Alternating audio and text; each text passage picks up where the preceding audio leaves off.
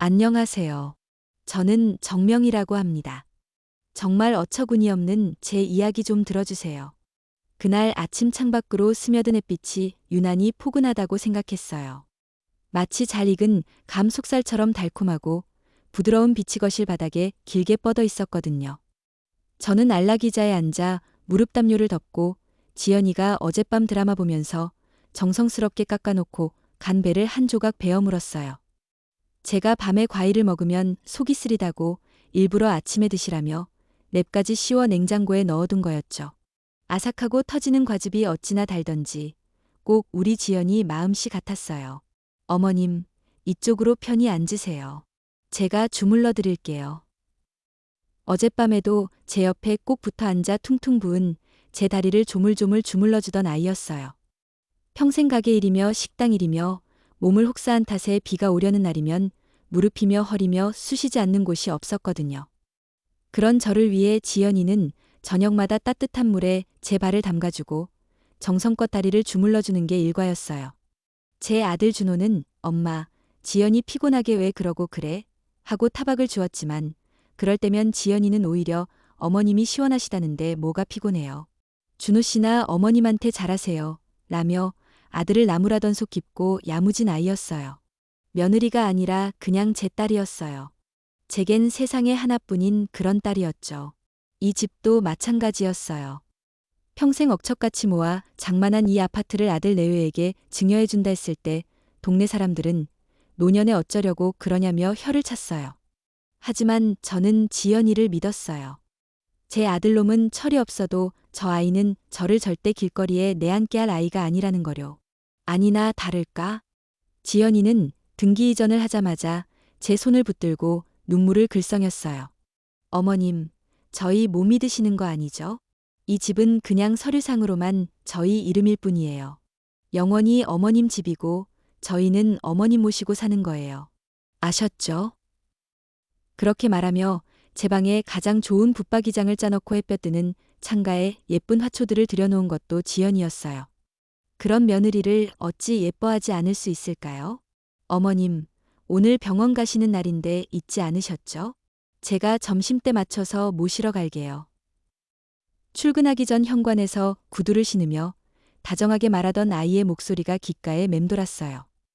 제가 무릎이 쑤신다는 말 한마디를 흘끗 듣지 않고 며칠 전부터 유명하다는 정형외과 예약을 해놓은 참이었죠. 그래, 천천히 와, 길이 막힐라. 점심은 밖에서 맛있는 거나 사 먹자꾸나. 아유, 뭘 사 먹어요? 제가 어머님 좋아하시는 버섯탕 해드리려고 어제 시장에서 재료 다 사놨는데요. 일찍 퇴근해서 올게요. 늦지 않게 갈 테니 꼭 같이 가셔야 해요. 그것이 지연이와 나눈 마지막 대화가 마지막 약속이 될 줄은 꿈에도 몰랐어요. 점심시간이 조금 지났을까요? 현관문 열리는 소리 대신 전화벨이 요란하게 울렸어요. 아이고, 늦을 것 같아서 전화했나 보네. 그렇게 생각하며 느긋하게 수화기를 들었어요. 그런데 전화기 너머에서는 지연이의 밝은 목소리 대신 아들 준호의 다급한 울음소리가 터져 나왔어요. 어머니. 어떡해요, 어머니? 준호야, 너 왜 그래? 목소리가 왜 그래? 너 무슨 일이야? 지연이는? 지연이는 옆에 있니? 심장이 쿵하고 아찔하게 내려앉는 기분이 이런 걸까요? 손에 들고 있던 배 조각이 바닥으로 툭 떨어지는 것도 몰랐어요. 제 다급한 물음에 아들은 한동안 말을 잇지 못하고 흐느끼기만 했어요. 답답한 마음에 애가 달아 이놈아. 말을 해. 무슨 일이냐고 하고 소리를 지르자 겨우 울음을 삼킨 준호가 떨리는 목소리로 내뱉은 말은 제 남은 세상을 통째로 무너뜨리기에 충분했어요. 지연이가요. 집 계단에서 발을 헛디뎌서 지금 병원 응급실인데 의사가 마음의 준비를 하래요. 어머니. 그 뒤로는 아무것도 기억나지 않아요. 정신을 차렸을 땐 이미 모든 것이 끝나 있었어요. 싸늘하게 식어버린 지연이의 손, 하얀 천으로 덮인 얼굴, 그리고 그 옆에서 실신한 듯 바닥에 주저앉아 오열하는 아들.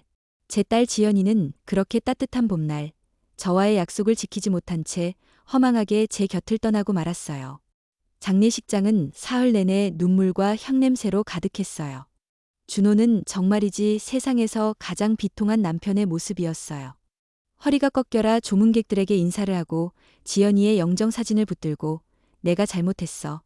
여보하고 목 놓아 울다가 쓰러지기를 반복했죠.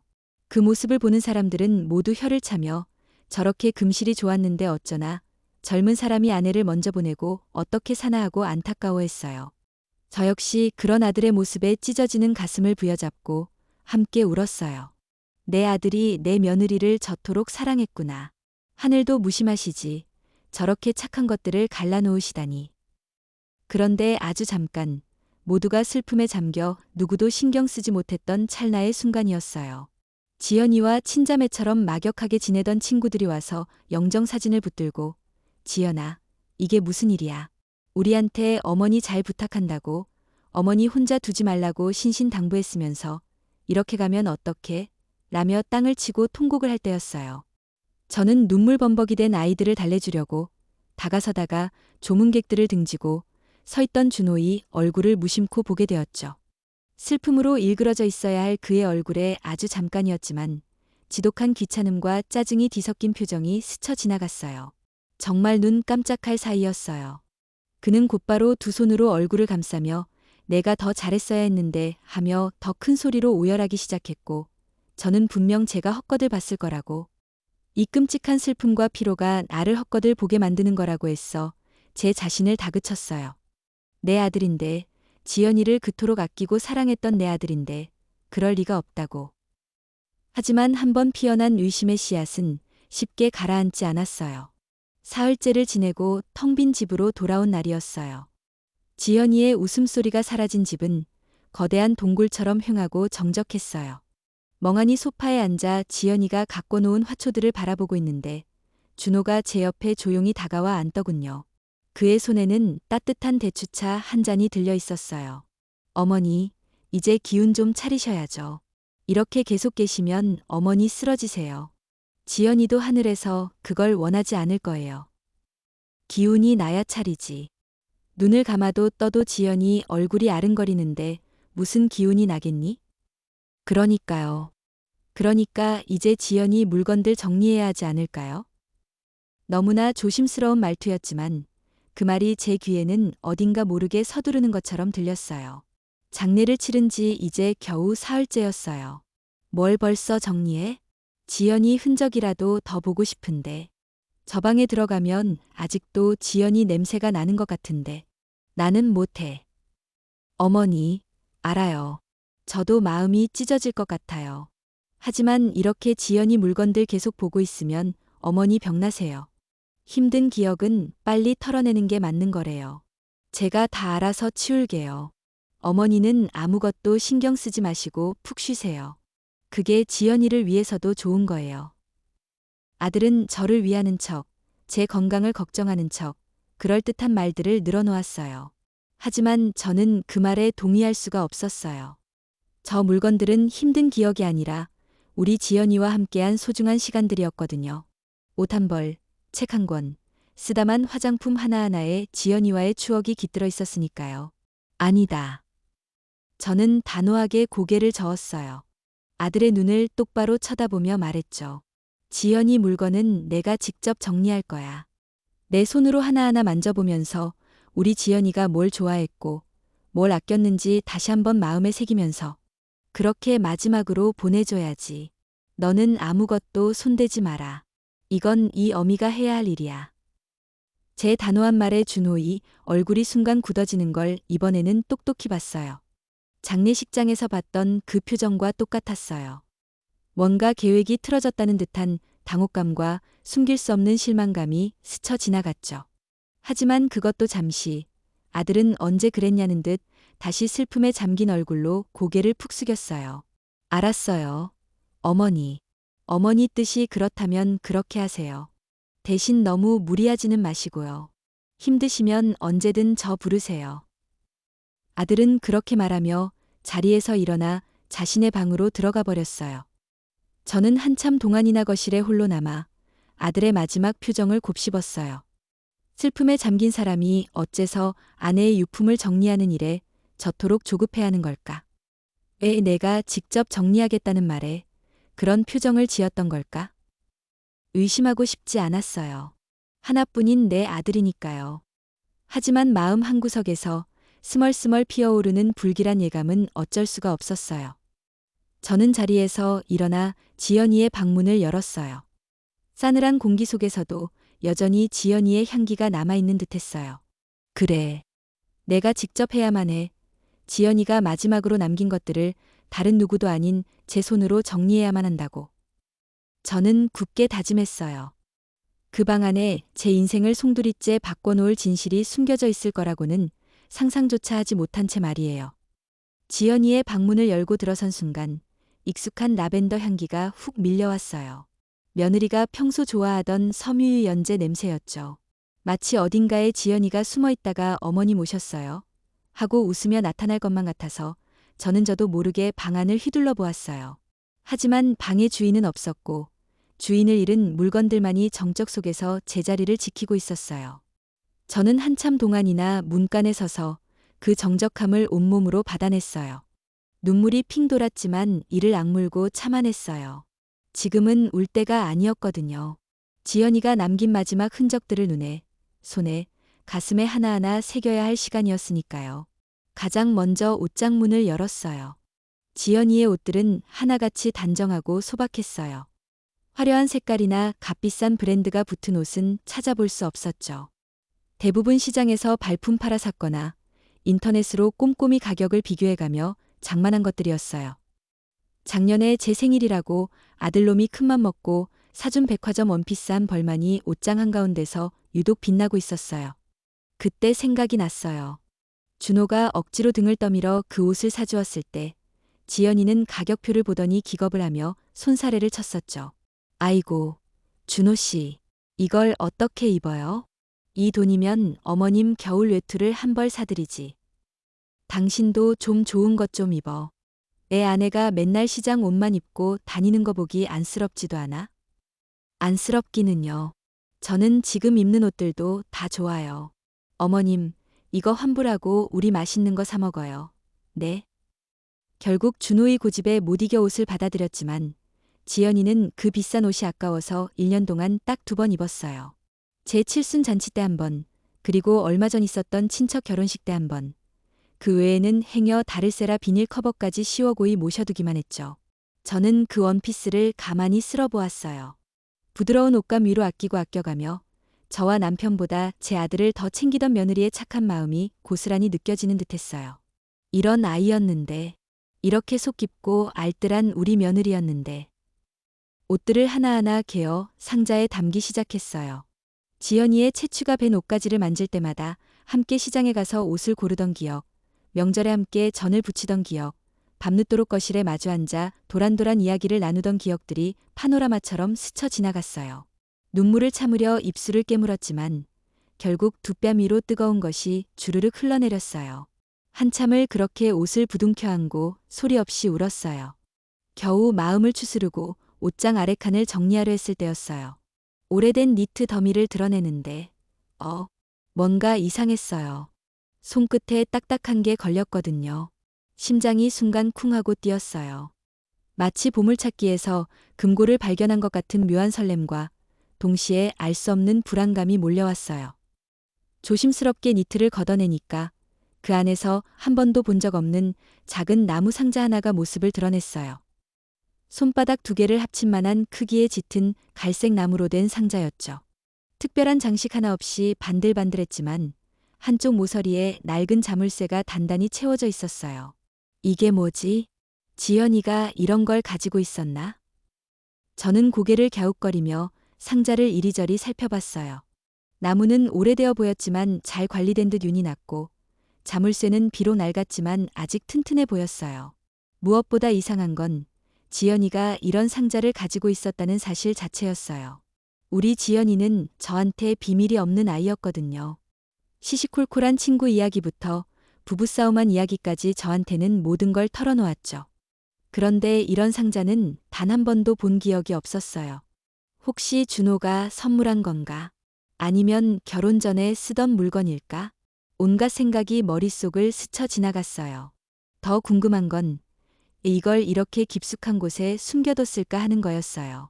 지연이는 평소 물건 정리를 깔끔하게 하는 스타일이었거든요. 중요한 건 서랍에, 자주 쓰는 건 손 닿기 쉬운 곳에 두는 게 그 아이 방식이었는데 왜 이런 깊숙한 곳에? 저는 상자를 들고 거실로 나갔어요. 그런데 마침 방에서 나온 준호와 마주쳤거든요. 아들은 제 손에 들린 상자를 보더니 뭔가 이상했어요. 얼굴 표정이 순간 미세하게 굳는 것 같더라고요. 마치 보면 안 될 걸 본 사람처럼 말이에요. 그 순간 제 머릿속에서 경보가 울렸어요. 분명히 뭔가 있다는 신호였죠. 어머니, 그건 뭐예요? 준호의 목소리에 평소와 다른 긴장감이 배어 있었어요. 아주 미묘했지만 수십 년을 함께 산 어미의 귀는 놓치지 않았어요. 응. 아, 이거. 지연이 옷장 정리하다가 나왔네. 이게 뭐니? 내가 사준 거야? 제 질문에 준호는 잠시 말을 고르는 듯 하더니 이내 아무것도 아니라는 듯 손을 내저었어요. 하지만 그 잠시가 너무 길었어요. 평소 같으면 바로 대답했을 텐데. 아, 그거요. 그냥 지연이가 쓰던 잡동사니 모아둔 상자일 거예요. 결혼 전부터 가지고 있던 것 같던데요. 별거 아니에요. 잡동사니? 내 눈에는 그렇게 보이지 않았어요. 이렇게 정성스럽게 자물쇠까지 채워서 보관할 잡동사니가 어디 있어요? 그래. 근데 이건 왜 이렇게 잠가놨대? 열쇠는 어디 있니? 열쇠요? 글쎄요. 아마 잃어버렸을 거려. 하도 오래된 거라. 준호가 말을 흐렸어요. 그리고는 상자에서 시선을 피하며 덧붙였죠. 그냥 버리세요. 어머니. 안에 먼지 쌓인 잡동사니밖에 없을 거예요. 그 순간 저는 확신했어요. 이 아이가 지금 거짓말을 하고 있구나. 준호의 눈빛이 아주 미세하게, 그러나 분명히 흔들리고 있었거든요. 그리고 그냥 버리라고 말하는 목소리가 어딘지 모르게 다급하게 들렸어요. 무엇보다 평소 같으면 어머니 같이 열어볼까요? 라고 했을 텐데 오늘은 처음부터 끝까지 버리라고만 했어요. 거짓말. 제 아들은 지금 저한테 거짓말을 하고 있었어요. 수십 년을 함께 산 어미의 직감은 틀리는 법이 없었죠. 아니다. 그래도 지연이 물건인데 어떻게 그냥 버리니? 열쇠만 찾으면 열어볼 수 있는 걸. 저는 일부러 준호의 얼굴을 빤히 쳐다보며 말했어요. 아들은 제 시선을 피하며 헛기침을 하더군요. 목구멍이 바짝 마른 사람의 기침이었어요. 글쎄요. 어디 있을지 저도 잘. 어머니, 저 잠깐 밖에 나갔다 올게요. 바람 좀 쐬고 싶어서요. 준호는 마치 도망치듯 황급히 현관을 나섰어요. 평소 같으면 어머니도 같이 나가실래요? 라고 했을 텐데 오늘은 혼자서만 후다닥 나가버렸어요. 쾅하고 닫히는 현관문을 보며 저는 제 예감이 틀리지 않았음을 확신했어요. 저 상자 안에는 뭔가 있어. 제 아들이 제가 보면 안 된다고 생각하는 뭔가가. 그리고 그건 분명 잡동사니가 아닐 거야. 저는 다시 지연이 방으로 들어갔어요. 그때부터였어요. 열쇠를 찾기라도 하듯 방 안 구석구석을 뒤지기 시작한 게요. 지연이가 평소 물건을 두는 습관을 떠올려 봤어요. 그 아이는 참 꼼꼼하고 정리를 잘하는 성격이었거든요. 중요한 물건은 절대 아무데나 두지 않았어요. 특히 이런 작은 열쇠 같은 건 분명히 안전한 곳에 숨겨뒀을 거예요. 저는 가장 먼저 책상 서랍들을 열어봤어요. 다이어리, 가계부, 각종 영수증들이 가지런히 정리되어 있었지만 열쇠는 보이지 않았어요. 침대 밑도 뒤져봤어요. 시즌 오프 신발들과 담요가 정리되어 있었지만 역시 없었죠. 옷장 서랍도 하나하나 뒤졌어요. 속옷, 양말, 스타킹, 모든 게 칸칸이 나누어져 깔끔하게 정리되어 있었지만 열쇠는 어디에도 없었어요. 시간이 흘러갔어요. 30분, 1시간. 점점 초조해지기 시작했어요. 혹시 정말 준호 말대로 열쇠를 잃어버린 건 아닐까? 아니면 애초에 열쇠 없이 잠긴 상자일까? 하지만 포기할 수 없었어요. 준호의 그 표정, 그 당황한 기색을 봤거든요. 분명히 뭔가 있었어요. 1시간쯤 지났을까요?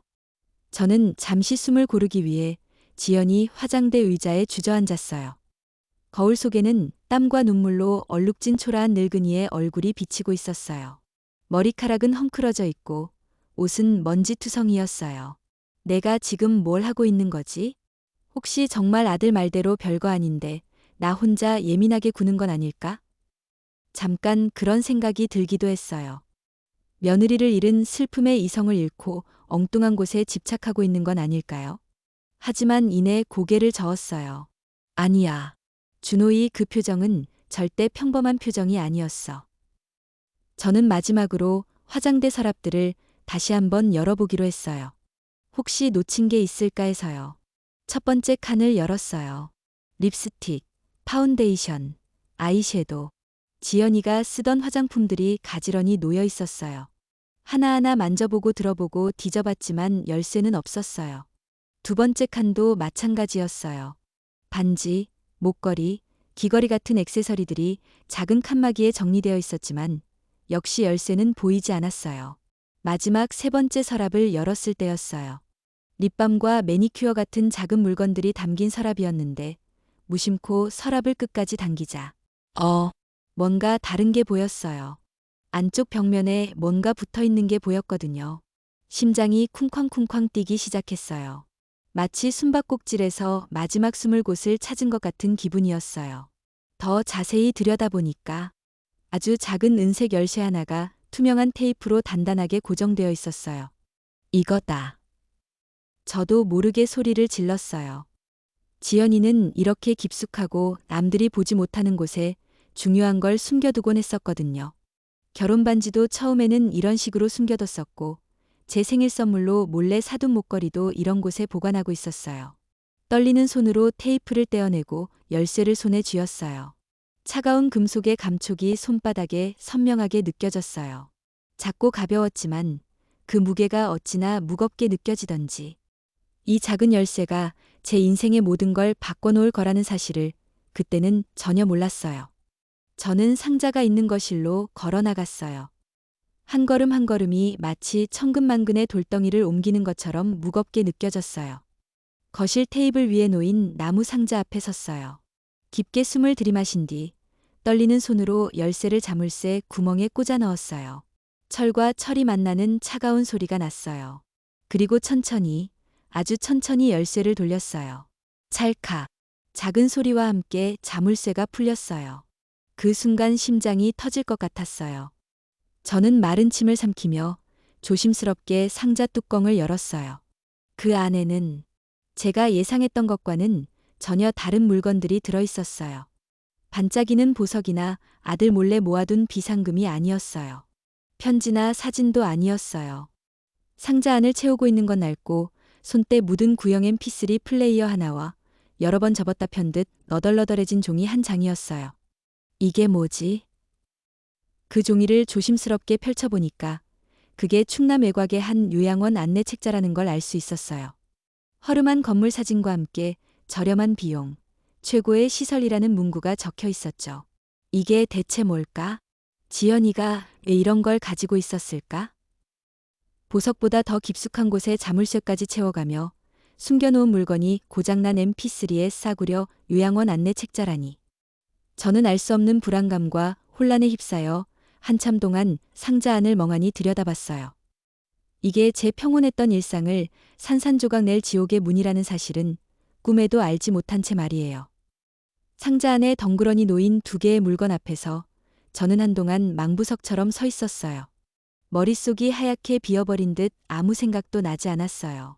눈앞의 상황이 도무지 이해가 되지 않았거든요. 우리 지연이 그 누구보다 저를 아끼고 따르던 아이가 어째서 이런 허름한 요양원 안내 책자를 보석처럼 숨겨뒀을까? 혹시 먼 훗날 제가 늙고 병들었을 때를 대비해 미리 알아본 건이었을까요?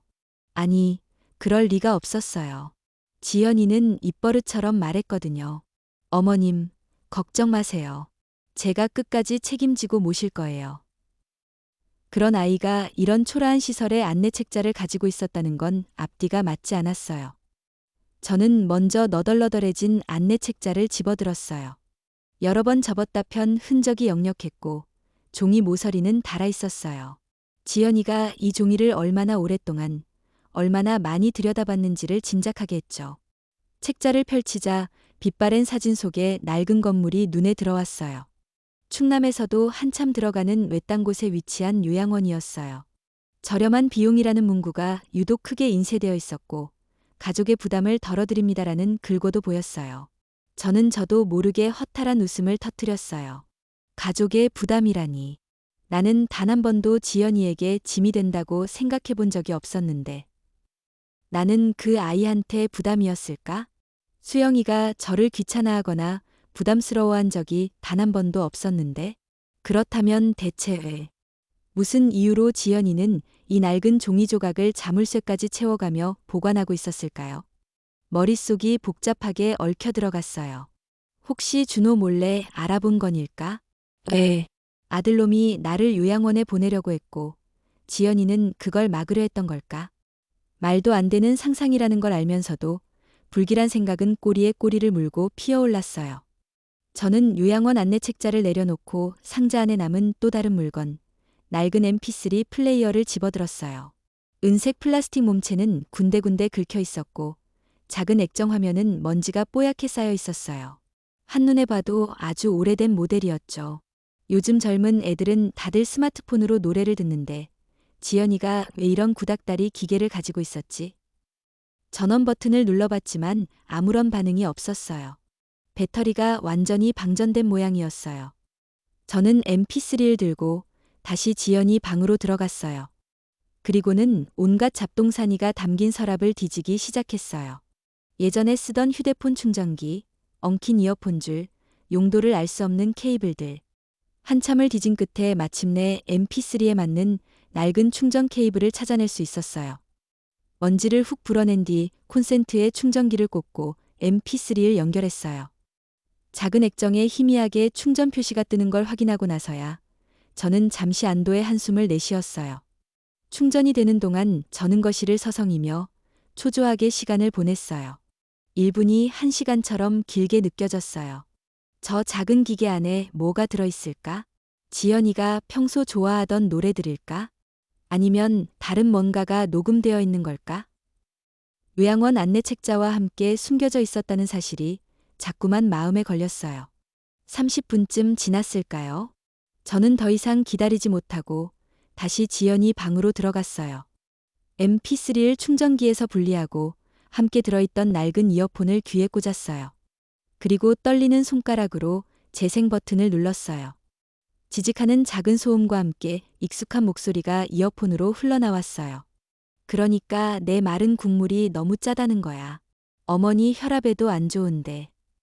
안 짜요. 준호 씨, 당신 입맛이 유별난 거지. 그리고 어머니는 이거 좋아하세요. 준호와 지연이의 목소리였어요.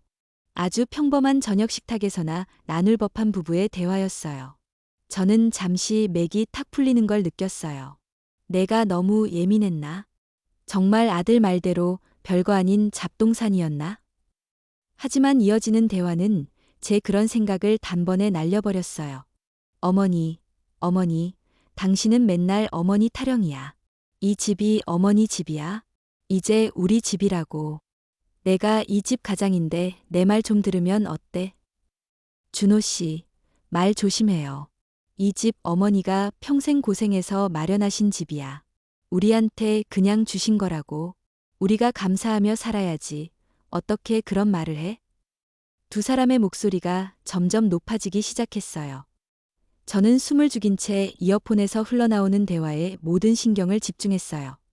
감사. 뭐가 감사해? 어차피 아들인 나한테 물려줄 재산이었잖아. 그걸 좀 일찍 받았다고 해서 내가 왜 평생 감사하며 살아야 하는데? 나는 이 집 가지고 더 큰 일을 하고 싶다고. 내 사업, 내 꿈. 당신은 내 꿈 같은 건 관심도 없지. 그게 무슨 사업인데요? 어머니를 요양원에 보내고 이 집을 담보로 대출받는 게? 그게 당신이 말하는 꿈이야. 그건 꿈이 아니라 그냥 욕심이야. 이 사람아. 요양원. 그 단어가 제 귀에 비수처럼 날아와 박혔어요. 심장이 철렁 내려앉았어요. 제 불길한 예감이 상상조차 하기 싫었던 그 끔찍한 시나리오가 현실이었던 거예요. 욕심, 시끄러워. 요즘 세상에 다들 그렇게 살아. 부모님 편하게 요양원에 모시고 자식은 자식 인생 사는 거라고. 당신처럼 그렇게 구닥다리 생각만 하니까 발전이 없는 거야. 세상 사람들이 다 그래도 우리는 그러면 안 되지. 어머니가 우리한테 어떻게 하셨는데? 당신 아팠을 때, 사업 실패했을 때, 그때마다 옆에서 힘이 되어주신 분이 누구야? 그런 어머니를 어떻게 돈 때문에 내쫓을 생각을 해? 나는 절대로 동의 못해. 지연이는 울먹이고 있었어요. 제 며느리는 저를 지키기 위해 제 아들과 저렇게 필사적으로 싸우고 있었던 거예요. 눈앞이 흐려지기 시작했어요. 그동안 제가 얼마나 어리석었는지. 장례식장에서 본 준호의 그 표정이, 유품 정리를 서두르던 그 모습이 이제야 선명하게 이해되었어요. 동의가 뭐가 중요해? 지명에 이미 내 이름으로 되어 있는 거 몰라? 알아. 하지만 나도 가만히 있지는 않을 거야. 당신이 정말 어머니 요양원 보내려고 하면 나도 이 사실 전부 어머니께 말씀드릴 거야. 당신이 어떤 계획을 꾸미고 있는지 내가 다 밝힐 거라고. 지연이의 단호한 목소리에 잠시 침묵이 흘렀어요. 그리고 그 침묵을 깨고 들려온 준호의 목소리는 제가 평생 들어왔던 제 아들의 목소리가 아니었어요. 그건 얼음보다 차갑고 뱀보다 교활한 악마의 목소리였어요. 당신이 끝까지 반대하면 내가 어머니한테 직접 말하는 수밖에 없어. 당신이 어머니 요양원 보내려고 한다고. 그럼 이 집에서 당신 쫓겨날 걸. 저는 제 귀를 의심했어요. 이놈이 지금 뭐라고 하는 거야? 지연이가 나를 요양원에 보내려 한다고? 그렇게 나에게 거짓말을 하겠다고? 그래서 내 손으로 내 딸 같은 며느리를 내쫓게 만들겠다고? 온몸에 피가 거꾸로 솟는 것 같았어요. 준호 씨, 당신 정말 끔찍한 사람이구나. 지연이의 절망의 참 목소리가 들려왔어요. 그리고 그에 답하는 준호의 마지막 말은 제 심장을 갈기갈기 찢어 놓았어요. 그래, 그럼 당신이 먼저 조용해져야겠네. 아주 영원히. 아주 영원히. 그 말을 끝으로 녹음은 끊겼어요. 저는 이어폰을 빼지도 못한 채 그 자리에 얼어붙어 버렸어요. 세상의 모든 소리가 사라지고 제 귀에는 오직 아주 영원이라는 아들의 목소리만이 악마의 저주처럼 맴돌고 있었어요. 지연이의 죽음은 단순한 사고가 아니었어요. 내 아들이, 내 배 아파 낳은 저 끔찍한 놈이, 나를 지키려던 내 며느리를. 분노와 배신감에 온몸이 부들부들 떨려왔어요. 숨이 제대로 쉬어지지 않았어요. 저는 비틀거리며 벽을 짚고 일어섰어요. 그리고 거실로 걸어나가 수화기를 들었어요. 손이 너무 심하게 떨려서 자꾸만 버튼을 잘못 눌렀어요. 몇 번의 실패 끝에 저는 간신히 3개의 숫자를 눌렀어요. 하나, 그리고 또 하나, 그리고 마지막 하나. 저는 그 자리에서 내 아들을 내 손으로 심판대에 세우기 위해 경찰을 불렀어요. 수화기를 내려놓은 손이 사시나무 잎처럼 떨리고 있었어요. 방금 제가 무슨 짓을 한 건지 머릿속이 뒤죽박죽 엉망이었어요. 내 아들을, 하나뿐인 내 아들을 경찰에 신고하다니. 하지만 후회는 없었어요. 귓가에 생생하게 맴도는 준호의 그 마지막 말, 아주 영원이라는 그 악마 같은 속삭임이 모든 망설임을 지워버렸거든요. 그건 단순한 협박이 아니었어요. 그건 명백한 살해 예고였어요. 지연이는 그 예고의 희생양이 된 게 틀림없었어요. 얼마나 지났을까요? 현관 초인종 소리가 요란하게 울렸어요. 저는 뻣뻣하게 굳은 몸을 겨우 움직여 문을 열었어요. 문 밖에는 제복을 입은 2명의 경찰관이 서 있었죠. 한 명은 나이가 지긋하고 경험이 많아 보이는 중년의 남자였고, 다른 한 명은 아직 앳된 얼굴의 젊은 순경이었어요. 정명이 어르신 되십니까? 112에 신고하셨다고 해서 출동했습니다. 나이든 형사가 저를 위아래로 훑어보며 말했어요. 그의 눈빛에는 이 늙은이가 왜 신고를 했을까 하는 의아함과 약간의 귀찮음이 섞여 있었어요. 저는 그들을 집 안으로 들였어요. 어르신, 어디 불편하신 데라도 있으십니까? 아니면 누가 행패라도 부렸나요? 젊은 순경이 걱정스럽다는 듯 물었지만 저는 그의 눈빛에서도 동정심 뒤에 숨은 회의감을 읽을 수 있었어요. 갑작스러운 며느리의 죽음으로 슬픔에 잠긴 노인이 헛것을 보거나 예로움에 지쳐 장난 신고를 했을 거라고 그렇게 짐작하는 듯한 태도였죠. 앉으세요. 저는 떨리는 목소리를 가다듬고 소파를 가리켰어요. 그리고 저 역시 그들 맞은편에 앉았어요. 제가 신고한 건 제 아들 때문입니다. 제 말에 두 경찰관은 서로 얼굴을 마주봤어요. 나이든 형사가 미간을 찌푸리며 물었어요. 아드님이요? 아드님이 어르신께 무슨 잘못이라도 했습니까? 제 아들이 제 며느리를 해친 것 같습니다. 그 말을 내뱉는 순간 거실의 공기가 차갑게 얼어붙었어요. 두 경찰관의 얼굴에 당혹스러운 기색이 역력했어요. 젊은 순경은 저를 안타깝다는 눈으로 바라봤고 나이든 형사는 깊은 한숨을 내쉬었어요. 어르신, 갑작스럽게 며느님을 여의셔서 경황이 없으신 건 알겠습니다만 그런 말씀은 함부로 하시면 안 됩니다. 아드님도 지금 얼마나 상심이 크시겠습니까? 역시나 그들은 제 말을 믿지 않았어요. 슬픔에 잠겨 이성을 잃은 노인의 망상증으로 치부해버리는 게 눈에 선했어요. 저는 분노로 입술이 바싹바싹 타들어가는 걸 느꼈어요. 제 정신은 멀쩡합니다. 제가 지금 제정신이 아니라서 이런 말을 하는 게 아니에요. 증거가 있습니다. 저는 자리에서 일어나 지연이 방에서 가져온 mp3 플레이어를 테이블 위에 올려놓았어요. 이 안에 제 아들이 며느리를 협박하는 목소리가 전부 녹음되어 있어요. 제 아들이 저를 요양원에 보내려 했고 지연이가 그걸 반대하자 영원히 조용하게 만들어주겠다고 말하는 내용이 똑똑히 들어있단 말입니다. 제 단호한 태도에 두 경찰관은 잠시 주춤하는 듯했어요.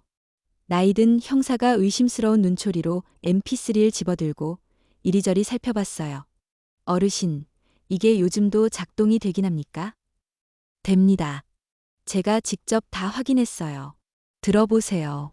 들어보면 제 말이 사실이라는 걸 알게 될 겁니다. 제 간절한 외침에 젊은 순경이 조심스럽게 형사의 손에서 mp3를 건네받았어요. 그리고는 함께 있던 이어폰을 귀에 꽂고 재생 버튼을 눌렀죠.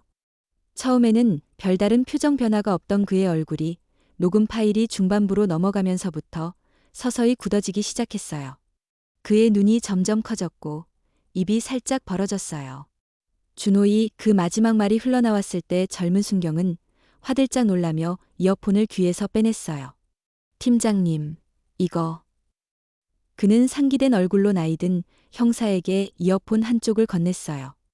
나이든 형사 역시 반신반의하며 이어폰을 귀에 꽂았죠. 그리고 그의 얼굴 역시 젊은 순경과 똑같이 변해갔어요. 미간에 주름이 깊어졌고 의심으로 가득 찼던 눈빛이 날카롭게 빛나기 시작했어요.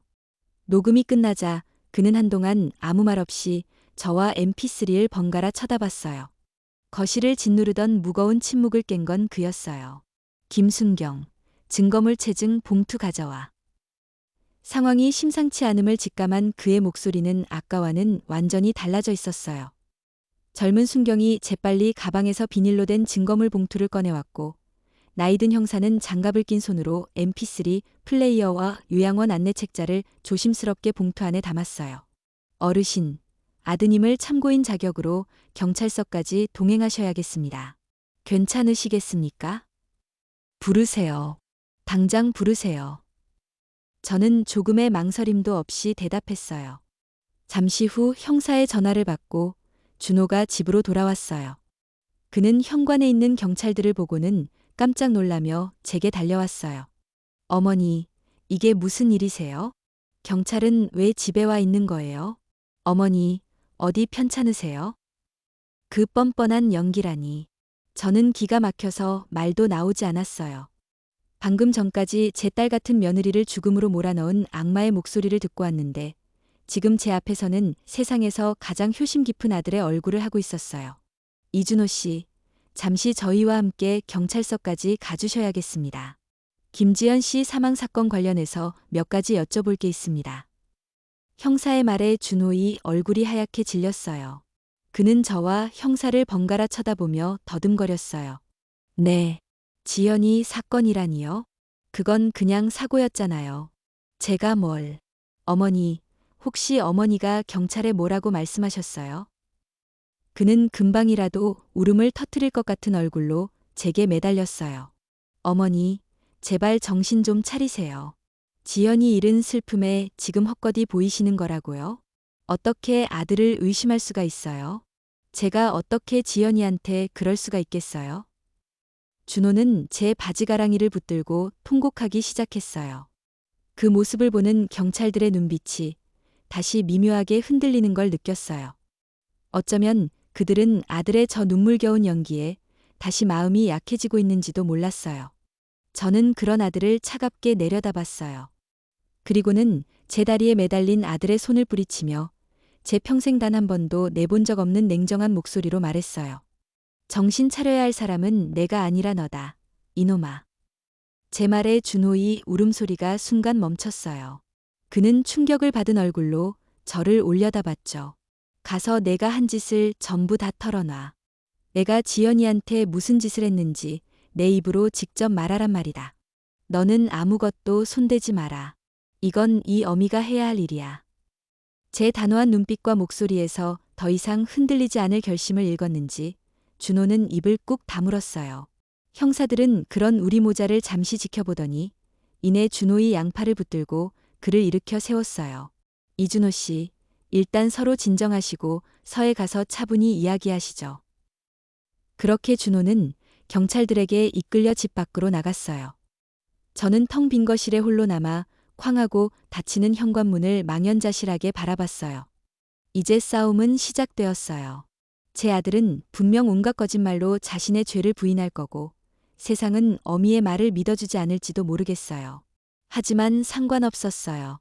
저는 제 모든 걸 걸고서라도 지연이의 억울함을 풀어줄 거라고 차가운 거실의 공기 속에 굳게 맹세했어요. 그 뒤로 집안의 시간은 멈춰버린 듯했어요. 아들이 없는 집은 겉보기에는 고요했지만 그 고요함은 평온이 아닌 폭풍전에 숨막히는 긴장감을 품고 있었죠. 저는 소파에 뜬 눈으로 앉아 꼬박밤을 지새웠어요. 칠흑 같은 어둠 속에서 거실 벽에 걸린 개종시계의 째깍거리는 소리만이 제 심장 소리처럼 유난히 크게 들려왔어요. 경찰은 제 말을 그리고 지연이가 목숨과 맞바꾼 그 녹음 파일을 증거로 준호를 조사하기 시작했지만 저는 그것만으로는 턱없이 부족하다고 생각했어요. 제 아들은 보통의 놈이 아니었거든요.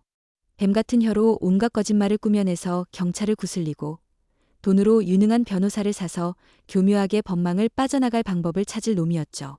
제 앞에서는 피눈물을 흘리며 억울함을 호소하고 뒤에서는 비릿한 미소를 지으며 다음 계획을 꾸밀 그런 놈이었어요.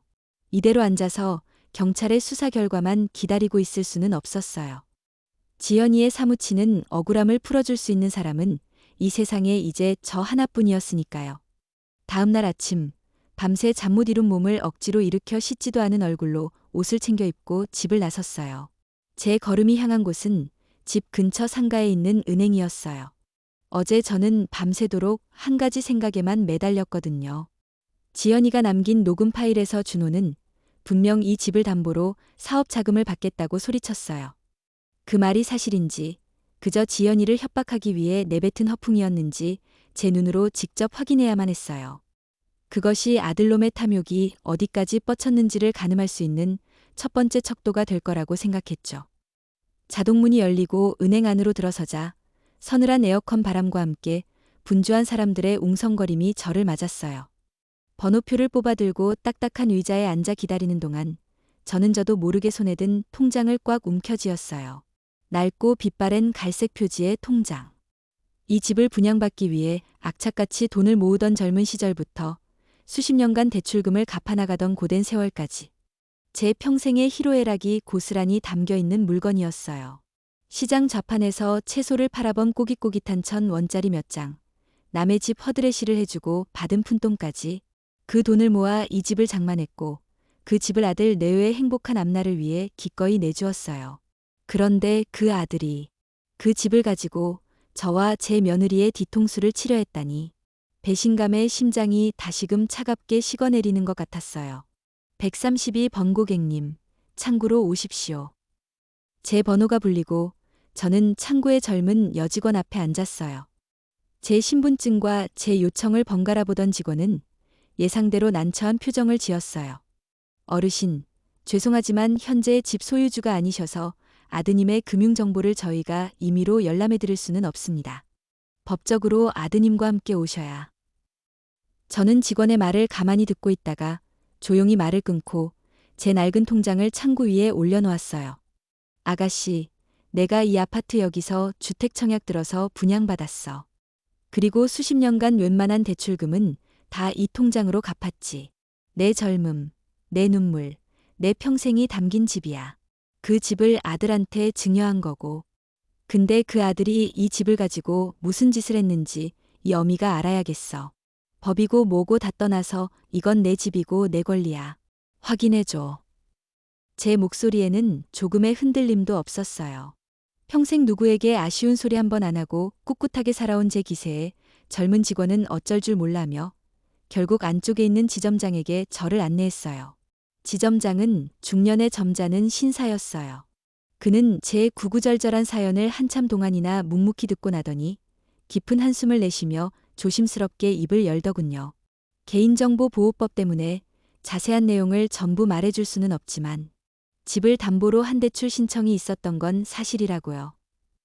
제 심장이 쿵 내려앉았어요. 사실 한 달 전쯤 이준호 고객님께서 사업 자금 명목으로 저희 은행에 거액의 주택담보대출을 신청하셨습니다. 서류상으로는 아무런 문제가 없었죠. 그런데 저희가 최종 심사 과정에서 반려 처리를 했습니다. 반려라니. 왜 반려가 됐다는 거요? 서류에 문제가 없었다면서. 아파트 공동명의는 아니지만 배우자이신 김지연님께서 전입신고 세대주로 등재되어 있어서 배우자의 실질적인 동의가 필요했습니다. 저희 직원이 몇 번이나 김지연님께 연락을 드렸는데 김지연님께서 끝까지 동의를 안 해주셨다고 들었습니다. 남편분의 사업 계획이 너무 무모하고 어머님을 모시고 사는 집을 담보로 잡는 건 절대 안 된다고요. 그래서 결국 대출이 나가지 못했습니다. 지점장의 말을 듣는 순간 저는 눈앞이 아찔해지는 걸 느꼈어요. 모든 퍼즐 조각이 제 머릿속에서 섬광처럼 터져나오며 하나의 끔찍한 그림으로 완성되고 있었거든요. 준호는 돈이 필요했고 집을 담보로 잡으려 했지만 우리 지연이가 온몸으로 버티고 서서 그걸 막아냈던 거예요. 지연이는 단순한 방해물이 아니었어요. 준호의 돈벌이를 틀어막은 반드시 치워버려야만 하는 장애물이었던 거죠. 그제야 녹음 파일 속 준호의 그 서늘한 분노와 살해 예고가 어디서부터 시작되었는지 똑똑히 알 수 있었어요. 저는 지점장에게 허리를 숙여 몇 번이고 고맙다는 인사를 하고 은행을 나왔어요. 제 손에는 준호의 대출 상담 기록지가 들려 있었어요. 이것이 아들놈의 목을 조를 첫 번째 칼이었어요. 하지만 이것만으로는 부족했어요. 김준호는 분명 단순한 사고였다고, 부부싸움 중 우발적으로 벌어진 비극이었다고 주장할 테니까요. 그의 알리바이를 완벽하게 깨뜨려야 했어요. 준호는 경찰에게 지연이가 넘어질 당시 바로 이 집에 사는 여자가 지연이가 혼자 어지러운 듯 비틀거리다 넘어지는 걸 봤다고 진술했다고 했어요. 저는 그 이웃집 501호의 문을 두드렸어요. 몇 번의 초인종 끝에 문이 새걸새가 걸린 채로 빼꼼히 열리고 겁에 질린 듯한 젊은 여자의 얼굴이 나타났어요. 저를 보더니 여자는 금방이라도 문을 닫을 기세였죠. 누구세요? 501호 아주머니시죠? 저 아랫집 사는 정명이라고 합니다. 잠시 이야기 좀 할 수 있을까요? 아, 죄송한데 제가 지금 좀 바빠서요. 다음에 오시면 안 될까요? 여자는 제 눈을 피하며 말을 얼버무렸어요. 저는 닫히려는 문틈으로 발을 집어넣었어요. 그리고 그녀를 똑바로 쳐다보며 말했어요. 우리 지연이. 아주머니도 아시죠? 엘리베이터에서 마주칠 때마다 먼저 인사하고 명절이면 떡이나 과일도 나눠주던 참 착하고 예쁜 아이였어요. 그 아이가 억울하게 죽었어요. 지금 그 억울함을 풀어주지 않으면 저 아이는 구천을 떠돌 거예요. 이웃으로서 마지막 가는 길이라도 편하게 해줘야 하지 않겠어요? 아주머니도 아이 키우시잖아요. 제 간절한 목소리에 그리고 아이를 키우지 않냐는 마지막 말에 여자는 잠시 망설이더니 이내 한숨을 푹 쉬며 쇠사슬을 풀고 저를 집 안으로 들였어요. 그녀는 불안한 듯 손톱을 물어뜯으며 식탁 의자에 저를 앉게 하고는 멀찍이 서서 입을 열었어요. 어머니, 사실은 제가 본 게 아니에요. 거짓말했어요. 본 게 아니라고요? 그럼 경찰에는 왜 그렇게 말을 했어요? 그날 댁에서 싸우는 소리가 너무 크게 들렸어요. 남편분이 아내분에게 소리 지르는 소리가 막 물건이 깨지는 것 같은 소리도 나고요. 너무 무서워서 가만히 있는데 갑자기 쿵 하는 아주 큰 소리가 나서 놀라서 현관 렌즈로 내다봤어요. 그때는 이미 며느님이 계단 참에 쓰러져 계셨고 아드님이 그런 며느님을 보면서 어쩔 줄 몰라 하며 서 있었어요. 비틀거리다 넘어지는 건 보지 못했다고요. 그냥 싸우다가 큰일이 났구나. 그렇게만 생각했어요.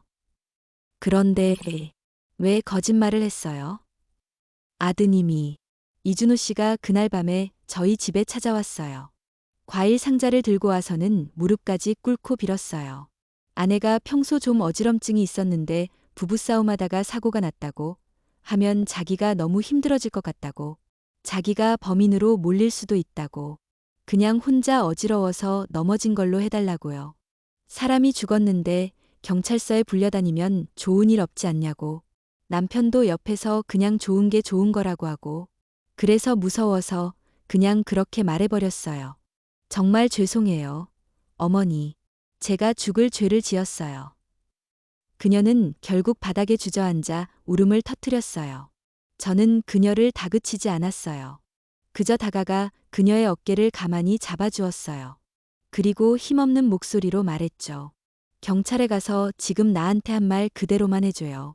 내가 아주머니한테 어떤 피해도 가지 않도록 할 테니 죽은 우리 지연이를 위해서 제발 부탁합니다.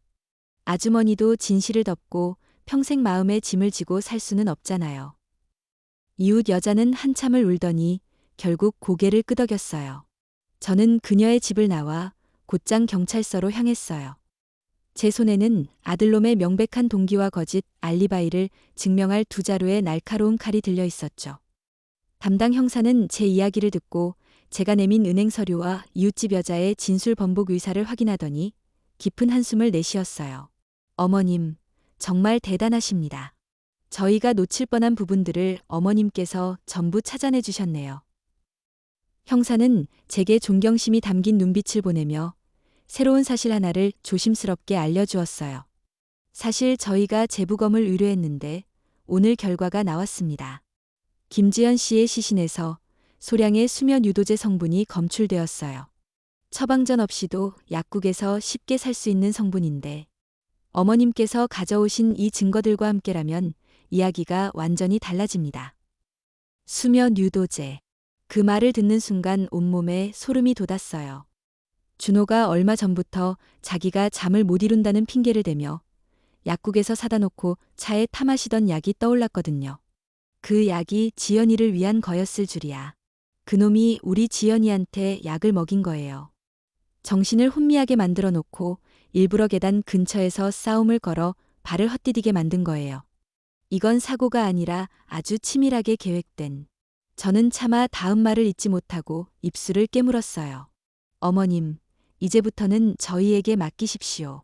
이준호 씨의 알리바이는 완벽하게 깨졌고 명백한 동기와 정황 증거까지 확보되었습니다. 경찰서를 나오는 제 발걸음은 조금 전보다 훨씬 가벼워져 있었어요. 하지만 마음은 여전히 무거웠어요. 아들의 거짓말은 이제 곧 드러나겠지만 제 마음속에는 또 다른 의심의 그림자가 짙게 들이오고 있었거든요. 준호가 대출받으려던 그 거액. 과연 그 돈은 전부 혼자 쓰려던 걸까? 평범한 직장인인 준호가 혼자 감당하기엔 너무나 큰 금액이었어요. 마치 누군가와 함께 큰 일을 도모하려던 사람처럼. 그 누군가는 대체 누구일까? 머릿속을 스치는 의심의 조각들이 하나둘씩 맞춰지기 시작한 건 정말이지 생각하고 싶지 않았던 방향으로였어요. 소희의 얼굴이 자꾸만 눈앞에 아른거렸어요. 평소 소희는 입만 열면 제게 불평을 늘어놓기 일쑤였거든요. 엄마는 맨날 오빠만 챙겨. 나는 딸도 아니야. 오빠는 집도 떡하니 사주고 나는 전세금 하나 안 도와주고 오빠가 엄마를 평생 모실 것 같아. 다 자기 이익 차리려고 잘해주는 척하는 거지. 지연이를 못 잡아 먹어 안달이었어요. 제가 지연이와 다정하게 이야기를 나누고 있으면 옆에 와서 괜히 트집을 잡고 제가 지연이에게 반찬이라도 하나 더 챙겨주면 며칠이고 토라지기 일쑤였어요. 저는 그저 오빠에게 사랑을 빼앗긴 것 같은 동생의 서툰 질투려니 하고 넘겼어요. 하지만 지금 와서 돌이켜보니 그건 단순한 질투가 아니었을지도 모른다는 생각이 들었어요. 준호가 대출받으려던 돈. 그 돈이면 준호의 빚을 갚고도 소희가 입버릇처럼 말하던 번듯한 옷가게 하나를 차리고도 남을 금액이었어요. 설마. 아니야. 아무리 돈이 좋아도 어떻게 오빠랑 한통속이 되어서. 저는 고개를 세차게 내저었어요.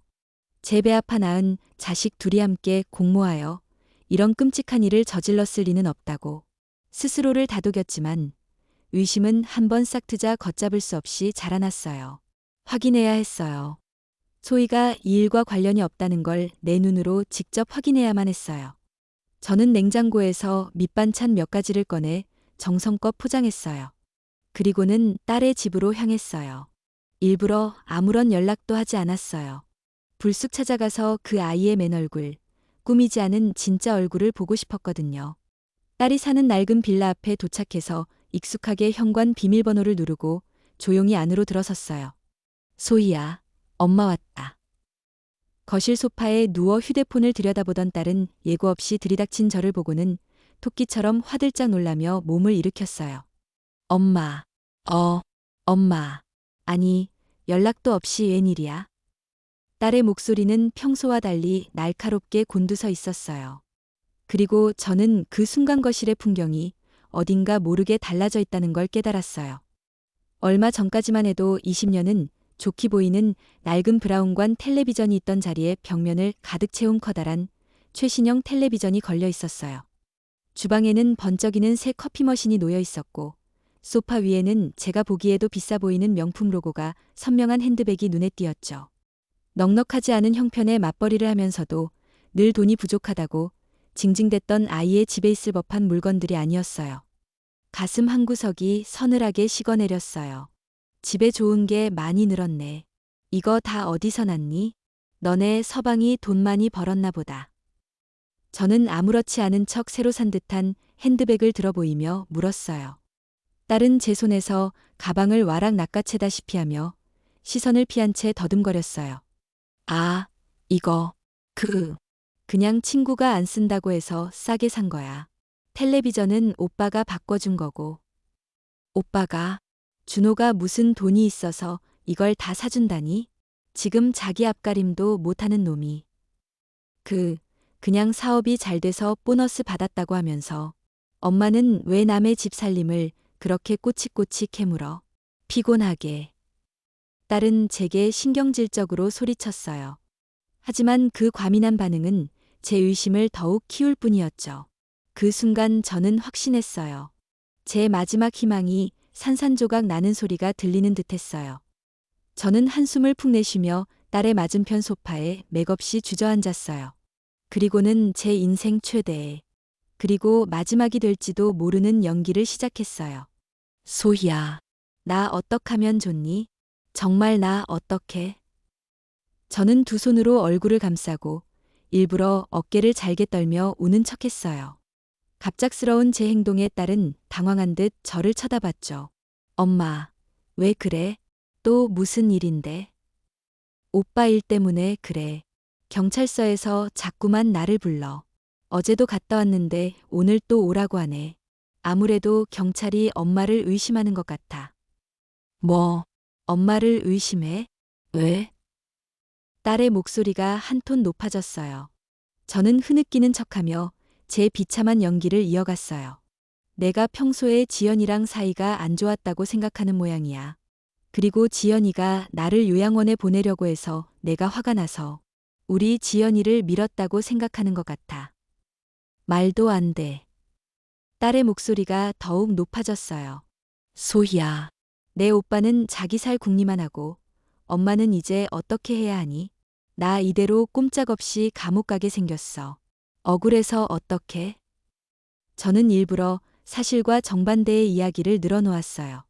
지연이가 나를 요양원에 보내려 했다고. 그래서 내가 범인으로 몰리고 있다고. 제 절박한 연기에 딸은 잠시 혼란스러운 표정을 짓더니 이내 그늘졌던 얼굴이 환하게 펴지는 걸 저는 놓치지 않았어요. 자신과 오빠에게 향해야 할 의심의 화살이 엉뚱하게도 어미인 저를 향하고 있다는 사실에 안도하는 게 분명했어요. 딸은 제게 다가와 제 등을 어설프게 두드리며 마치 선심이라도 쓰는 듯한 목소리로 말했어요. 아니야, 엄마. 그럴 리가 없어. 엄마가 왜 그런 짓을 해? 걱정하지 마. 그리고 바로 그 순간, 딸은 제게 완벽하게 걸려들고 말았어요. 안도감의 긴장이 완전히 풀려버린 딸은에서는 안 될 말을 줄줄이 내뱉고만 거죠. 엄마가 그런 게 아니잖아. 사실은, 엄마, 잘 들어.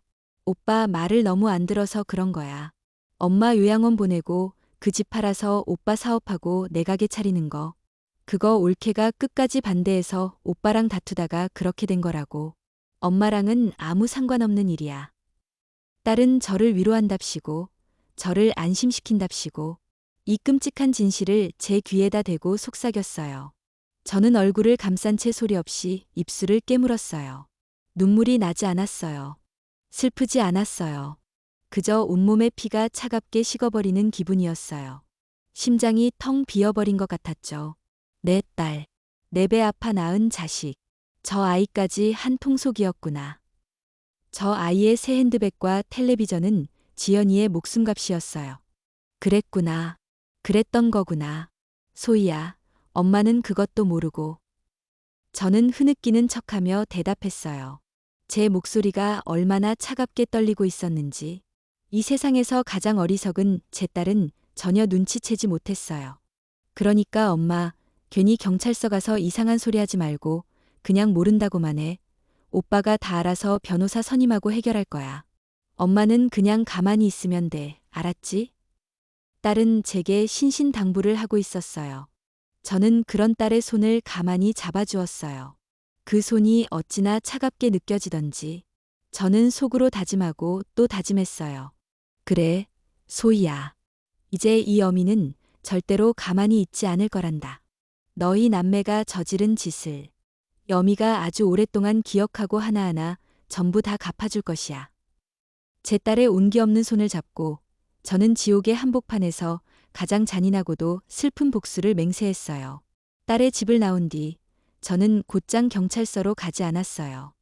비틀거리는 걸음으로 집에 돌아와 현관문을 닫고 그 자리에 주저앉아 버렸어요. 딸과의 대화를 고스란히 담아낸 휴대폰이 마치 뜨거운 낙인처럼 느껴졌어요. 밤새 저는 딸의 목소리가 담긴 녹음 파일을 몇 번이고 다시 들었어요. 엄마랑은 상관없는 일이야라며 저를 안심시키던 딸의 어리석은 목소리. 올케가 오빠 말을 너무 안 들어서 그런 거야라며 모든 책임을 죽은 지연이에게 떠넘기던 그 뻔뻔한 목소리.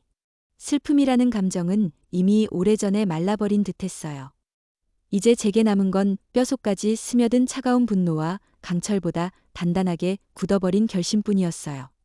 다음 날 아침, 저는 담당 형사에게 전화를 걸어 지금 당장 만나자고 했어요. 그리고 약속 장소에서 형사의 얼굴을 마주하고 아무 말 없이 휴대폰에 녹음 파일을 재생했어요. 소희의 목소리가 또렷하게 흘러나오자 형사의 얼굴은 처음에는 위화함으로, 다음에는 놀라움으로, 그리고 마지막에는 참담한 경악으로 물들었어요. 어머님, 이건 따님 목소리가 맞습니까? 내 딸의 목소리요. 제 아들놈이랑 한패였던 거지. 둘이서 나를 요양원에 쳐넣고 내 집 팔아서 나눠 가질 생각이었던 거야. 어머님, 이제 모든 게 명확해졌습니다. 이건 명백한 공모입니다. 그날 오후, 소희는 공모 혐의의 중요 참고인으로 경찰에 긴급 체포되었어요. 제가 건넨 녹음 파일은 빼도 박도 못하는 결정적인 증거였죠. 경찰서에 끌려간 딸은 처음에는 완강히 부인하며 엄마가 나를 모함하는 거리라며 소리를 질렀다고 해요. 하지만 자신의 목소리가 담긴 녹취록을 듣고 나서는 순식간에 무너져 내렸죠. 나중에 담당 형사에게 들은 이야기지만 소희는 취조실에서 모든 걸 자백했다고 해요. 살아남기 위해서, 자신의 혐의를 조금이라도 줄이기 위해서 모든 책임을 오빠인 준호에게 떠넘기면서 말이죠. 저는 그냥 오빠가 시키는 대로만 했어요. 저는 그냥 그 돈으로 작은 옷가게 하나만 차리면 소원이 없겠다고 그렇게 말했을 뿐이에요. 그 이기적이고 비겁한 모습은 마지막까지 변하지 않았던 거예요. 모든 진실이 드러나자 언론이 들끓었어요. 그날 오후부터 모든 채널의 뉴스에서 제 얼굴과 준호, 그리고 소희의 얼굴이 나오기 시작했어요. 현대판 고려장, 인면수심, 비정한 남매. 차마 눈뜨고 보기 힘든 끔찍한 자막들이 쉴 새 없이 흘러갔어요. 예상대로 세상의 심판은 법의 심판보다 훨씬 빠르고 가혹했어요. 준호가 다니던 대기업에서는 즉각 파면 조치를 발표했고, 소희가 그토록 열고 싶어 했던 옷가게는 분노한 시민들이 던진 계란과 낙서로 뒤덮여 아수라장이 되었어요. 집요하게 집 앞을 지키던 기자들 중 한 명에게서 연락이 왔어요. 제가 평소에 즐겨보던 신뢰할 만한 시사 프로그램의 담당 기자였어요. 처음에는 거절할 생각이었어요. 하지만 기자의 마지막 말이 제 마음을 움직였어요. 억울하게 돌아가신 며느님의 혼을 위로하는데 조금이나마 도움이 되지 않을까 합니다. 그래, 이건 나를 위한 게 아니야. 지연이를 위한 거지. 저는 인터뷰에 응하기로 결심했어요. 며칠 뒤 방송국 스튜디오의 차가운 조명 아래에 앉아 있었어요. 저는 이날을 위해 지연이가 제게 사준 옷 중에서 가장 단정하고 깊이 있는 검은색 투피스를 꺼내 입었어요. 초라하고 불쌍한 모습이 아니라 불의에 맞서 싸우는 강인하고 존엄한 어머니의 모습으로 기억되고 싶었거든요. 저는 오늘 제 자식들을 고발하기 위해 이 자리에 나온 것이 아닙니다. 인터뷰 막바지, 저는 카메라를 똑바로 응시하며 말했어요. 저는 제 며느리 김지연이라는 사람이 얼마나 빛나고 소중한 존재였는지를 세상에 알리기 위해 나왔습니다.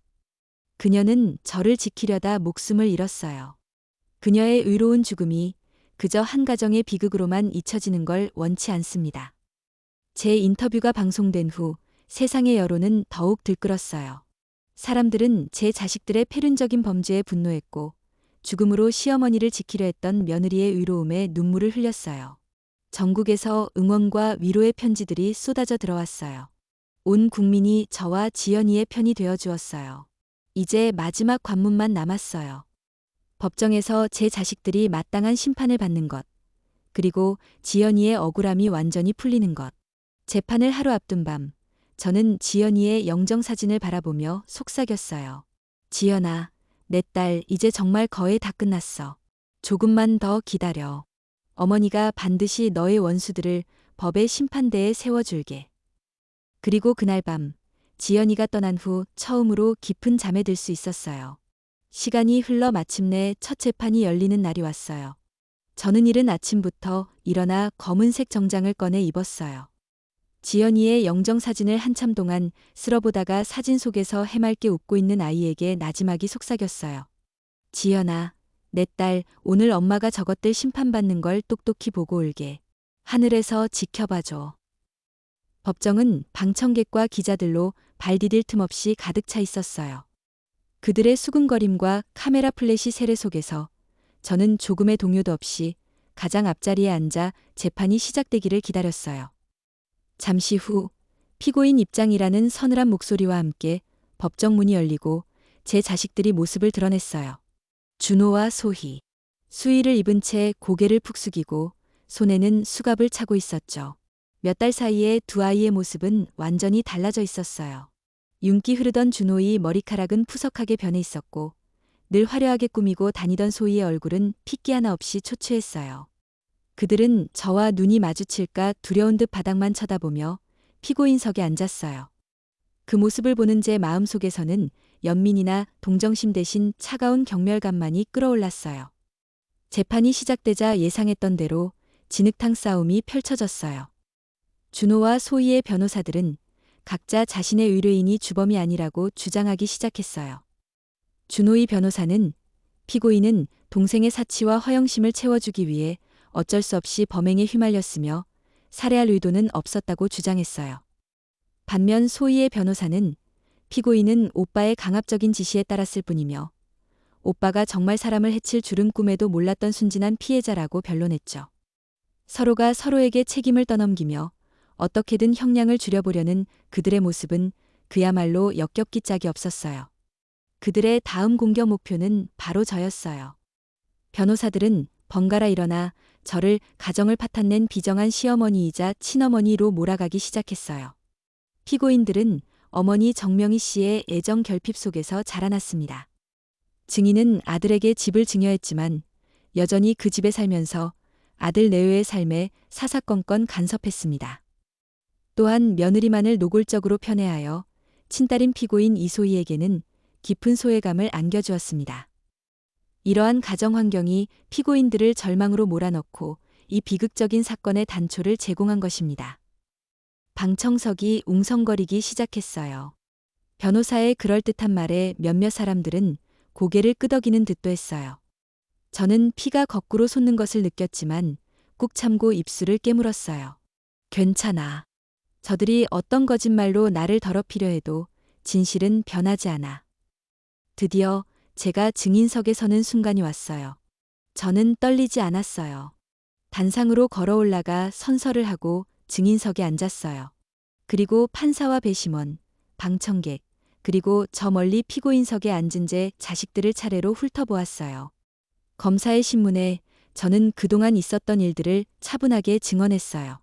제가 어떻게 준호와 지연이를 아꼈는지, 지연이가 제게 얼마나 소중한 딸이었는지, 그리고 그들이 어떤 계획을 꾸몄고 지연이가 어떻게 죽음에 이르게 되었는지. 제 증언이 이어지는 동안 법정은 물을 끼얹은 듯 조용해졌어요. 문제는 변호사의 반대 신문이었어요. 준호이 변호사가 날카로운 눈으로 저를 쏘아보며 질문을 던졌어요. 증인은 아들에게 집을 증여하고도 여전히 그 집에 살면서 아들 부부의 사생활에 간섭하며 실질적인 주인 행세를 한 것이 맞습니까? 아니요. 나는 내 자식들에게 집을 준 것이 아니라 따뜻한 가정을 선물한 것입니다. 그리고 나는 그 가정의 어른으로서 아이들이 잘못된 길로 가지 않도록 보살필 의무가 있었을 뿐입니다. 이번에는 소희의 변호사가 나섰어요.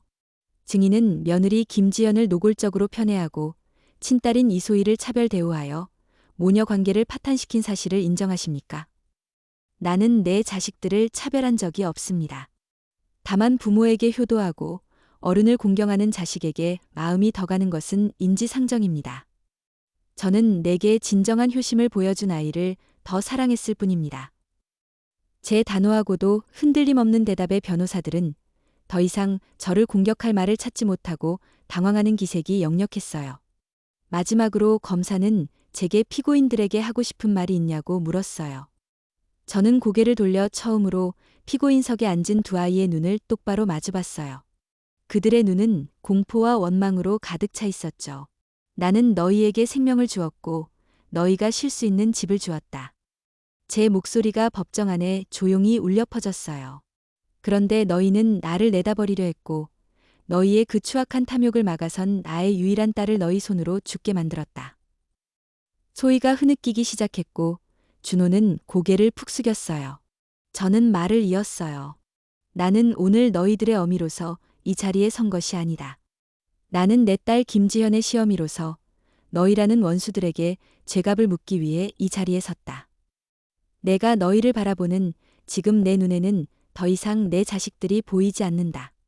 내 딸을 탐욕스럽게 집어삼킨 괴물 두 마리가 보일 뿐이다. 제 말이 끝나자 방청석에서는 나지막한 탄식이 터져 나왔어요. 존경하는 재판장님. 부디 저 괴물들에게 인간의 도리를 저버린 죄가 얼마나 무거운 것인지를 가르쳐 주십시오. 제 며느리 지연이가 하늘에서라도 편히 눈 감을 수 있도록 가장 무서운 벌을 내려주시기를 간절히 바랍니다. 제 증언이 끝나고 며칠 뒤 최종 선고 공판이 열렸어요. 그날 법정은 이전보다 더 많은 사람들로 인산인해를 이루었죠. 저는 그날도 가장 앞자리에 앉아 운명의 순간을 기다렸어요. 마침내 재판장이 무거운 입을 열었어요. 피고인 이준호는 피해자에 대한 부양 의무를 저버리고 자신의 어머니를 내팽개치려 했으며 이를 반대하는 아내를 계획적으로 죽음에 이르게 한 바, 그 죄질이 극히 불량하고 반성의 기미가 없어 사회로부터 영원히 격리할 필요가 있다 판단한다. 피고인에게 무기징역을 선고한다. 땅! 망치 소리와 함께 준호는 그 자리에 풀썩 주저앉았어요. 피고인 이소희는 친오빠의 계획에 적극적으로 공모하고 가담하여 천륜을 저버리는 범죄에 중대한 역할을 하였으므로 그 죄책이 결코 가볍지 않다. 이에 피고인에게 징역 20년을 선고한다. 땅. 이번에는 소희가 아니야. 내가 아니야. 라고 외치며 발악하기 시작했어요. 법정 경위들이 달려들어 두 사람을 끌고 나갔어요. 그들이 울부짖으며 끌려나가는 모습을 저는 아무런 표정 없이 그저 묵묵히 지켜봤어요. 모든 것이 끝났어요. 법정을 나오자 눈부신 햇살이 제 얼굴 위로 쏟아져 내렸어요. 저는 한참 동안이나 법원 계단 위에 서서 파란 하늘을 올려다봤어요. 그리고 제 뺨 위로 아주 오랜만에 뜨거운 눈물 한 방울이 흘러내리는 것을 느꼈어요. 그것은 슬픔의 눈물이 아니었어요. 지연이에게 이제야 모든 빚을 갚았다는 안도의 눈물이었어요. 재판이 끝나고 제 자식들이라는 이름의 괴물들이 차가운 교도소 담장 너머로 사라진 뒤 제게는 아주 길고도 낯선 시간이 찾아왔어요. 지연이가 떠나고 두 자식의 존재마저 지워버린 집은 텅 비다 못해 거대한 무덤처럼 느껴졌어요. 저는 그 끔찍한 정적함 속에서 며칠을 보냈어요. 아침에 눈을 뜨면 습관처럼 지연이를 불렀다가 텅 빈 옆자리를 깨닫고는 입을 다물곤 했죠. 얼마 뒤 법적인 절차가 모두 마무리되었어요. 준호의 범죄 사실이 명백해지면서 제가 아들에게 집을 증여했던 계약은 불법 원인으로 인한 증여로 인정되어 무효가 되었어요. 집의 명의는 온전히 제 이름으로 돌아왔어요. 제 평생의 피와 땀이 담긴 집. 그리고 지연이의 목숨과 맞바꾼 집. 저는 등기부등본을 손에 쥐고 집안을 천천히 둘러봤어요. 지연이의 손길이 닿지 않은 곳이 없었어요. 거실 창가에서 햇살을 받으며 자라나는 화초들, 주방 찬장에 가지런히 정리된 그릇들, 제 방에 놓인 푹신한 안락의자까지 모든 공간에 지연이와의 행복했던 추억이 배어 있었지만 동시에 그 추억 뒤에는 두 자식들의 추악한 탐욕과 배신이 검은 그림자처럼 아른거렸어요. 더 이상 이 집에서 살 수 없다는 것을 깨달았어요. 이 집은 제게 더 이상 안식처가 아니었어요. 행복과 비극이 뒤엉킨 벗어나야만 하는 거대한 족쇄일 뿐이었죠. 저는 며칠을 고민한 끝에 큰 결심을 했어요. 이 집을 팔기로, 제 모든 것을 팔아버리기로, 그리고 그 돈으로 지연이를 위한, 그리고 지연이와 같은 또 다른 누군가를 위한 일을 시작하기로 부동산 중개인을 불러 집을 내놓았어요. 시세보다 조금 싸게 내놓아서인지 집은 생각보다 금방 팔렸어요. 마지막으로 집을 떠나던 날, 저는 텅 빈 거실 한가운데 서서 벽에 걸렸던 가족 사진 자국을 오랫동안 바라봤어요. 네 사람이 함께 웃고 있던 그 사진은 재판이 끝난 날 제 손으로 직접 찢어 불태워버렸죠. 이제 이 집에는 저의 과거도 미래도 없었어요. 저는 미련 없이 현관문을 잠그고 돌아섰어요. 그렇게 얻게 된 큰 돈을 손에 쥐고 저는 가장 먼저 변호사와 사회복지 전문가를 찾아갔어요. 그리고 제 계획을 설명했어요. 제 사연을 뉴스를 통해 접했던 그들은 제 뜻에 깊이 공감하며 적극적으로 저를 돕기 시작했어요. 몇 달의 준비 끝에 저는 마침내 작은 재단을 설립할 수 있었어요. 그리고 그 재단의 이름으로 서울 외곽의 아담한 2층짜리 단독주택을 매입했어요. 그 집은 자식들에게 버림받은 어르신들이 잠시나마 편히 머물다 가실 수 있는 쉼터로 꾸며졌어요. 방은 모두 남향으로 골랐고 무릎이 좋지 않은 어르신들을 위해 집 안 곳곳에 손잡이를 설치했어요. 마당에는 작은 텃밭을 만들어 함께 채소를 키울 수 있도록 했고 거실에는 커다란 텔레비전과 푹신한 소파를 들여놓았죠. 마치 지연이가 저를 위해 집을 꾸며주었던 것처럼 저 역시 정성을 다해 그 공간을 채워나갔어요. 그리고 마침내 쉼터의 문을 여는 날이 왔어요. 저는 쉼터의 입구에 작지만 단단한 현판 하나를 내걸었어요. 거기에는 제가 직접 쓴 글씨가 새겨져 있었죠. 지연이의 쉼터. 현판식에는 많은 사람들이 찾아왔어요. 제 사건을 끝까지 도와주었던 담당 형사님, 용기를 내어 진실을 증언해 주었던 501호의 젊은 아주머니, 그리고 재단 설립을 도와준 여러분들. 모두가 자기 일처럼 기뻐하며 박수를 쳐주었어요. 저는 마이크 앞에 서서 찾아와 준 분들에게 허리를 숙여 인사했어요. 오늘 이곳 지연이의 쉼터 문을 엽니다. 저는 떨리는 목소리로 입을 열었어요. 이 집은 한 어미를 지키려 했던 착한 딸의 마음으로 지어졌습니다. 부디 이 집에 들어오시는 모든 분들이 그 아이의 따뜻했던 마음을 느끼며 잠시나마 쉼을 얻고 평안을 얻으시길 바랍니다. 세상 모든 자식들이 부모의 무거운 어깨를 한 번쯤은 생각해 주기를, 그리고 세상 모든 부모님들이 더 이상 자식들의 등살에 눈물 흘리지 않기를. 하늘에 있는 우리 지연이도 분명 같은 마음으로 이곳을 지켜보고 있을 겁니다. 제 짧은 인사가 끝나고 사람들은 다시 한번 뜨거운 박수를 보내주었어요. 저는 그 박수 소리를 들으며 저 멀리 파란 하늘을 올려다봤어요. 지연아, 보고 있니? 내 이름이 이렇게 다른 누군가에게 따뜻한 위로가 되었단다. 현판식이 끝나고 저는 홀로 지연이의 납골당을 찾아갔어요. 작은 사진 속에서 지연이는 여전히 세상에서 가장 환한 미소를 짓고 있었어요. 저는 조심스럽게 사진 앞에 국화한 송이와 지연이의 쉼터 현판 사진을 내려놓았어요. 지연아, 내 딸 이제 정말 다 끝났어. 저는 차가운 유리 액자를 가만히 어루만지며 속삭였어요. 너를 아프게 했던 그 사람들은 아주 오랫동안 죄값을 치르게 될 거야. 그리고 너의 이름은 이렇게 예쁜 집이 되어서 외롭고 힘든 어른들을 지켜주게 됐단다. 그러니 너도 이제 무거운 짐 다 내려놓고 그곳에서는 아프지 말고 슬퍼하지도 말고 그저 편히 쉬렴. 그때였어요. 그 말을 하는 순간 제 안에서 무언가 툭 하고 끊어지는 소리가 들렸어요. 그리고 제 두 눈에서 그동안 참아왔던 모든 눈물이 뜨거운 강물처럼 쏟아져 내리기 시작했어요. 슬픔의 눈물이 아니었어요. 분노의 눈물도 아니었어요. 그저 지연이를 향한 미안하고 고맙고 사무치게 그리운 마음이었어요. 저는 한참 동안이나 지연이의 사진을 부둥켜 안고 어린아이처럼 소리내어 울었어요. 실컷 울고 나니 이상하게도 마음이 한결 가벼워지는 것을 느꼈어요. 지옥 같았던 복수의 시간이 끝나고 제게도 비로소 평화가 찾아온 것 같았어요. 납골당을 나오자 어느덧 해가 저물고 있었어요. 서쪽 하늘이 지연이가 좋아하던 감처럼 붉고 따뜻하게 물들고 있었어요. 저는 그 노을을 바라보며 아주 오랜만에, 정말 아주 오랜만에 희미하게 미소를 지었어요. 내일은 지연이의 쉼터에 찾아올 첫 번째 손님을 맞이해야 해요. 이제 저는 더 이상 복수하는 어미가 아니라 지연이의 따뜻한 마음을 대신 전하는 사람으로 제게 남은 인생을 살아갈 거예요. 그것이 내 딸 지연이를 영원히 기억하는 나의 방식이 될 테니까요. 제 이야기를 끝까지 들어주셔서 고맙습니다. 지연이의 쉼터는 지금도 많은 어르신들께 따뜻한 안식처가 되어드리고 있어요. 그리고 저는 매일 아침 지연이의 사진에 좋은 아침이라고 인사를 건네며 하루를 시작합니다. 그 아이가 제게 남겨준 사랑의 씨앗이 이렇게 더 많은 사람들에게 꽃피우고 있다는 것만으로도 저는 충분히 행복해요. 여러분도 가족의 소중함을 잊지 마시고 서로를 아끼고 사랑하며 사세요. 그것이 하늘에 있는 우리 지연이가 가장 바라는 일일 테니까요.